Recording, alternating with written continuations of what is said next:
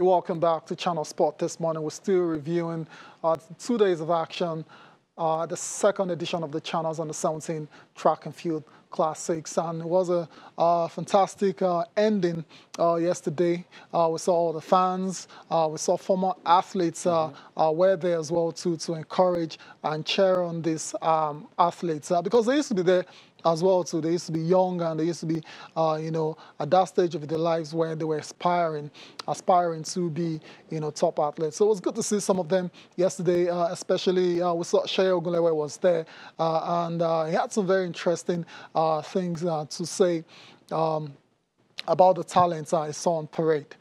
Yeah, I mean, I've always liked Shea. The way, talks about the generation, the next generation, Yep. and his outlook to life generally. I've always liked that about him. Yep. And that's why I'm impressed with some of the comments he made. He's made.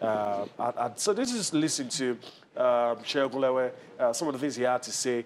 Graced the occasion, the grand finale of the Channels Under 17 Track and Field. We'll listen to him and come back for more on the show. It's very important, There's no rocket science that you need to start from the grassroots. I started from there, 2002, 2003, 2004, 2005, and I've been coming up, and it's good to come out here and watch, the kids do what they do. This was just reminding me of myself back in the day, and yeah, man, it's good. At this level, this is where I started. But to be honest, it's not just about you discovering them, it's about the kids also believing in themselves and saying, listen, they could do this. It's not just you, it's not the kids, it's their parents as well, Sometimes the parents don't really allow the kids to do what they want to do, But it would be good for parents as well to see the kids and see their talent and support them, to the best of their ability. You supported the 100 meters champion, Chiemeka.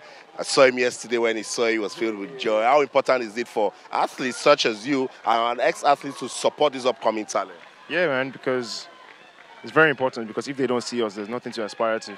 When I was running, I was not aspiring to be anyone, but I take it upon myself to come out here and watch some of these events, see some of these guys, encourage them, talk to them about how they can get better, encourage them whichever way possible.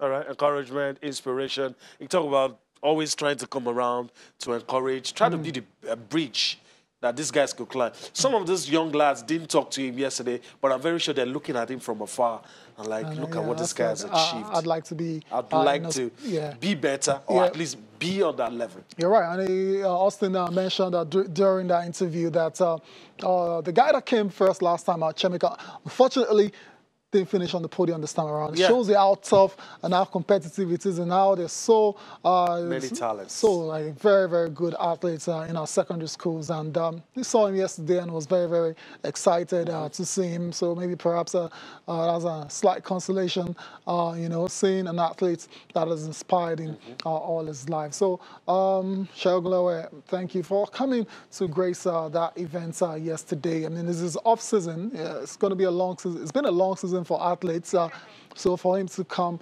around and support them in whichever way, thumbs up to you, Shea Ogunlewe. Let's see the overall medals table now. Like I said, after 2 days of intense competition, Federal Government College, Janiki emerged overall winners. I was saying the top 6 are on your screen right there. For Janiki, they won 3 gold medals and 3 silver medals, and that was enough to see them finish on top of the table. You also have Ijaye Alzen, second. Not bad performance at all. 3 gold medals, 2 silvers, and 1 bronze medals. Temple Secondary School, 3 gold medals. Who won those 3 gold medals? Single athlete. In fact, everything on the table. He had a hand. Just one. Oh my goodness gracious, that was amazing. 80% of what's there is won by our star boy. Wow, and that's why surely he has to be our most outstanding athlete of the competition. That's Olaoluwa Olatunde. 4th on the table is Tindip College, 2 gold medals coming from Alimat Alomole again. So it's good. It's good advantage if you have outstanding athletes in your school. You don't need a large contingent.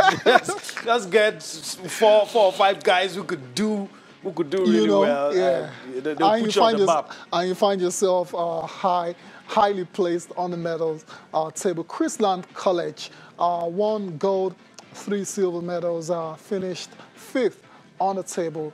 And last but not the least, in our top 6 is Atlantic Hall, 1 gold and 2 silver medals. All right, so that's it on the Channels Under 17 track and field. There's still going to be a lot. Of course. You're still going to see a lot of pictures, a lot of videos, a lot of interviews. We won't let it end. And trust us, the promise from this end is that we keep monitoring these athletes and, of course, give you their progress report. And do not forget to write those names down in your diary because they might just be the next big thing that's going to happen in Nigeria athletics. All right, Tayo, we're done with that for now. For now. So let's go to the NBA and talk about interesting results. We'll get back to what I want to talk about later, but let's go through the results first. Let's go through all matches that were played yesterday night / early this morning in the NBA. A few games were played. We'll run through the results for you before we look at our top performance. First up, is the matchup between the Nets, that's the Brooklyn Nets, and the Denver Nuggets. And it was the Nuggets prevailing 101-93. The Cleveland Cavaliers faced off against the Miami Heat, and Miami won that matchup 108-97. The Clippers and the Pelicans faced off, and it was New Orleans winning 132-127. That's a bit of a shock. The Pelicans are not the greatest side right now, and especially I think AD was with them before he left. Exactly, So AD is gone. You thought maybe they'll struggle against the Clippers, who recruited well. And Paul George made his debut in this particular game. He had a decent game, but it wasn't enough. It was particularly careless towards the end of that game, and that kind of contributed to the loss. But still so many games for Paul George to play for the Clippers. The Mavericks and the Knicks, it was New York winning 106-103. That was a return match for Kristaps Porzingis. It was booed, of course, and his team ended up on the losing side. So good one for the New York Knicks. The Suns defeated the Atlanta Hawks 128-112, while last but not the least, the Milwaukee Bucks defeated the Chicago Bulls 124-115. Let's run through our top performers before we leave that now. Curly Oubre Jr., 30 points, 7 rebounds, 3 assists on the night for his team. One of those guys that really stood out, in this round of NBA games. Next is Luka Doncic. I mean, this guy was the Rookie of the Year last season, and he's been balling out of control. He's playing like a veteran, even though it's just his second year in the NBA. His name has been thrown in the mix for the MVP. Yeah, of course. And you're wondering, this guy, so good to see him, perform at that level. Fantastic. Let's move on to Paul George now. That's not Paul George. Paul George made his debut for the Clippers. He had a very decent game, 33 points and 9 rebounds and 4 assists. That's for Paul George. The guy we're seeing now, we're very familiar with this kind of, because he always shows up somehow. And we have sentimental reasons to like him from this past. Exactly. Giannis Antetokounmpo for the Milwaukee Bucks, 30 points and 16 rebounds, also dished 4 assists. Now, the guys are double-doubles for all his games in the NBA this season. Also on our list, that's Paul George we were talking about earlier. Good debut for him, but he lost. Individually, it was a good performance. Yeah. But great players will always tell you that they'll take their team winning over past, individual accolades. Yeah. And I guess that's the way Paul will feel. But then again, you look at his team and, if everything gels, I mean... Yeah, I think it's only a matter of time. Yeah, right now, I think they'll bounce back from that. Last but not the least is Drew Holiday, 36.4 rebounds and 7 assists for the New Orleans Pelicans in that victory over the LA Clippers. All right, so that's it for our standout performance on the night. Before we leave the NBA finally, we've got news concerning Carmelo Anthony. Carmelo Anthony has been out of the NBA for over a year now, but it looks like he's on his way back. That's because the Portland Trail Blazers are going to sign him to a non-guaranteed deal. Yeah, when you told me about this story, what was the first thing I said? Is Melo still playing? I mean, it's gone that bad for Melo. But I'm very happy he's resurfacing. You know, I told you about Iverson. Was it with the Sixers? 76ers. Great guy. Yeah. Suddenly everything just plummeted, went down. And I was afraid that's going to happen to Melo. And we'll see what the Portland, what he's able to do with the Portland Trail Blazers. He's a great guy. I don't have fond memories of what he did to us at the Olympics. I mean, in that star-studded United States team, and now everything on the downward slope. But I guess he's going to pick himself up. But then again, age not really on the side. Carmelo, I mean, is 35 now, right? So it's not getting on. It's getting on a bit in age. It's not as prolific as it used to be. I mean, it's now he has to accept whatever role he gets. Whatever roles he gets. I mean, exactly. Let's say I'm the star man, I'm this. I think he's come to that realization. That was one of the problems he had, you know, in his previous teams. That didn't want to accept the fact that he didn't want to come off the bench, right? It was very, he opposed that. Guaranteed starter. Exactly, but I think, you know, he's put everything into consideration now, and he knows to get back in the league, he's going to have to take whatever role the head coach is giving. Put his head down and work hard. And for the Portland Trail Blazers, they're kind of lagging in the Western Conference. They've not had a good start as well. So perhaps the introduction or the acquisition of Carmelo Anthony might just help. Be a catalyst. Yeah, exactly. There you go there. Novak Djokovic a bit disappointed because he's not going to end the season as world #1 now. That's now going to go to Rafael Nadal regardless of what happens in his last matchup in the group. Andre Agassi, but for Novak Djokovic, he's won 2 slams already. He's had a fantastic season, just minor disappointment. But for Roger Federer, fantastic for him. Was able to snap a 5-match losing run against Novak Djokovic. It was a 49th meeting between these two guys. And I guess he's joined us now. I'm surprised. He seems to know a bit about tennis as well. So he's usually a big fan of Anthony Joshua, but he knows a bit about Roger Federer. It's great to have you on the show, Ben Alaya, editor-in-chief, Sports Day newspapers. Yeah, it's good to be here. I used to be a major tennis reporter. Yeah. Right. Back in the day. Right. Back in the days, Andre Agassi, Pete Sampras and the likes. And the likes, you know. And one word to describe Roger Federer? Evergreen. Evergreen. A fantastic player. He never gives up. Even when he loses with a smile. You know, he has that personality that is inbuilt. Likeable. You just must like him. And if he wins, it's with candor. He goes to the opponent and says, you can try another time. and you can even hear it, even if you don't hear where they're discussing. You can feel it from where you are sitting down that this guy is... It's an enigma. I mean, one of the greatest of the modern era of tennis. Of course, arguably. Where you go to the like of Ivan Lendl, Andre Agassi, Pete Sampras.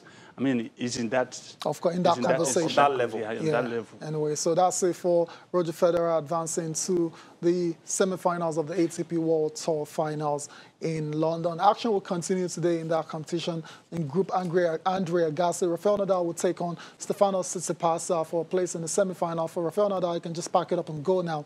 But because of the kind of competitor that he is, I don't think he's just going to... he's going to go all out with one there. hand. Yeah. With a broken foot, with one hand, Nadal will still play. That's kind of... Stefanos has done the job already. But he says he wants to go out and defeat Nadal because he has that in mind.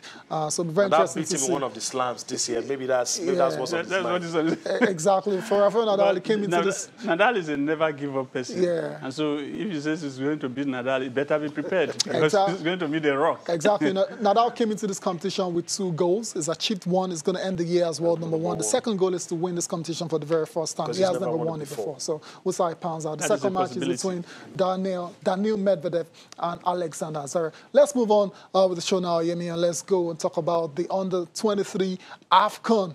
Yeah. Ben, why are you smiling? We're playing South Africa today. It's a winner-takes-all situation. Basically, both countries have their own fates in their hands.